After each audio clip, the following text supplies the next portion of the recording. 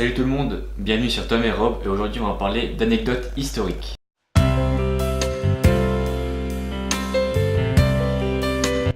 Alors bien sûr, anecdote historique, niveau technologie évidemment.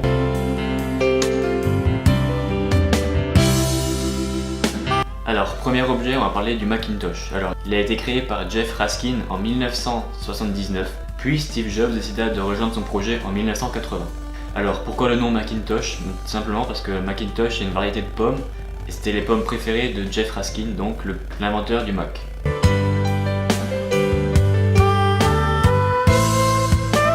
Ensuite, on va parler de Windows. Alors, tout le monde a connu le fond d'écran sur Windows XP avec la colline verte et le petit ciel bleu en haut. Alors ça a été fait en 1995 par le photographe Chuck O'Rear aux alentours de San Francisco et selon lui c'est une photo qui a été faite sans retouche. J'ai toujours cru que c'était un décor de dessin animé ou de Teletubbies. Voilà, je suis toujours un enfant. Voilà, ne jugez pas s'il vous plaît.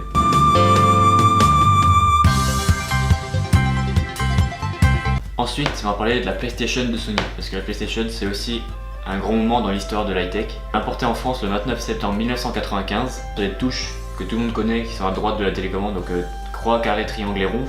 Donc le triangle, selon le créateur de la console, serait la touche pour donner une direction. Donc, sur le jeu on voit bien ce que c'est. Le carré serait pour une note, donc c'était tout ce qui permet d'accéder au menu de la console.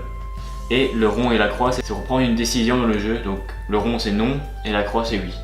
Voilà, il y a dû bien méditer quand même, bien méditer pour trouver tous ces trucs. Mais voilà, aujourd'hui tous ces symboles sont mythiques pour la PlayStation.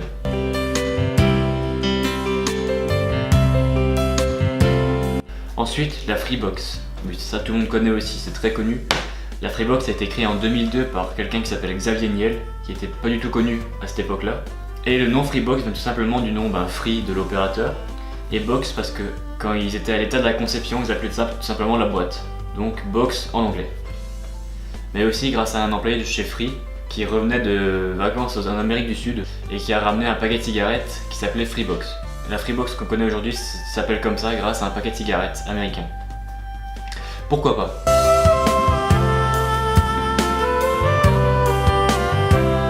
Ensuite, le Walkman. Alors, tous ceux qui sont de ma génération n'ont pas connu le Walkman, ça a été créé en 1980 par le cofondateur de Sony, Akio Morita. C'était un petit boîtier où on insère une cassette audio dedans, avec des écouteurs qu'on pouvait écouter.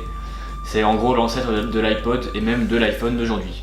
Pour l'anecdote, le cofondateur de Sony, Akio Morita, n'était donc pas d'accord de l'appeler Walkman, il voulait l'appeler Stereo Walkie. Donc, voilà, c'est un nom, ils ont bien fait de rester sur Walkman.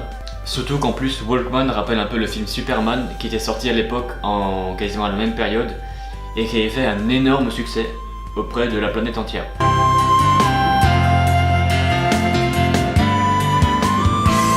Ensuite, une autre console de jeu qui a fait l'histoire, le Game Boy. Oui, il faut dire le Game Boy, attention, pas la Game Boy. Elle a été publiée au grand jour le 28 septembre 1990 avec bien sûr le jeu mythique Tetris que tout le monde connaît.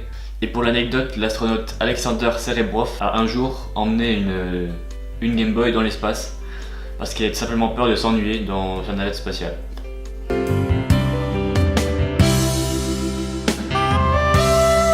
Ensuite, un autre produit énormément connu aussi, c'est la GoPro.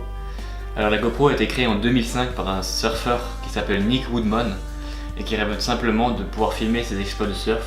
Elle s'est très vite démocratisée jusqu'à ce que, pour mettre par exemple aujourd'hui, on prenne GoPro comme un mot qu'on peut utiliser tous les jours comme voiture, avion. Voilà, donc c'est un mot vraiment que tout le monde connaît, qu'on dit GoPro, tout le monde connaît.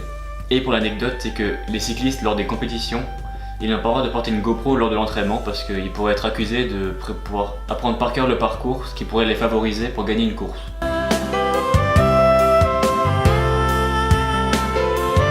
Pour finir, un autre produit Apple, l'iPad, comme celui-là. Il a été annoncé lors d'une keynote par Steve Jobs en fin janvier 2010, mais ce que personne ne pourrait croire, c'est qu'en 2003, Steve Jobs clamait à tout le monde que la tablette ne marcherait jamais à cause du gros flop qu'a fait la tablette de Microsoft. C'était quelque chose qui buguait, qui plantait tout le temps, sans savoir que 7 ans plus tard, il allait en vendre plus de 200 millions d'exemplaires.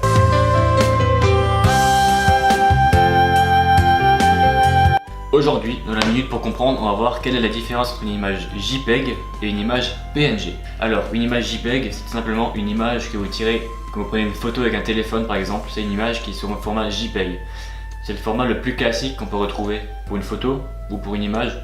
Mais quand on incruste ça sur une vidéo, ça donne ça. Ou encore ça. Ou encore ça. Vous voyez, c'est juste un carré en fait. Un carré avec l'image, le fond, tout ce qu'il faut. Alors que une image PNG, c'est une image qui est détourée. C'est-à-dire qu'on prend par exemple un objet au centre d'une image et qu'on retire l'arrière-plan en la découpant sur un logiciel prévu pour ça. Donc par exemple ça, ça ou encore ça. C'est comme ça d'ailleurs qu'on incruste par exemple les logos, les marques ou tous ces trucs là qu'on met dans les vidéos. J'espère que c'est un peu plus clair maintenant. Si c'est le cas, n'hésitez pas à laisser un petit pouce bleu, à vous abonner à la chaîne. N'hésitez pas à nous retrouver sur Facebook, Snapchat, Instagram, Twitter. Tous les liens sont dans la description de la vidéo. C'était Tom de Tom et Rob. À la semaine prochaine. Ciao. Ah oui, j'ai oublié. N'oubliez pas la chronique de Rob tous les jours de 10h et à 16h sur Facebook. Ciao.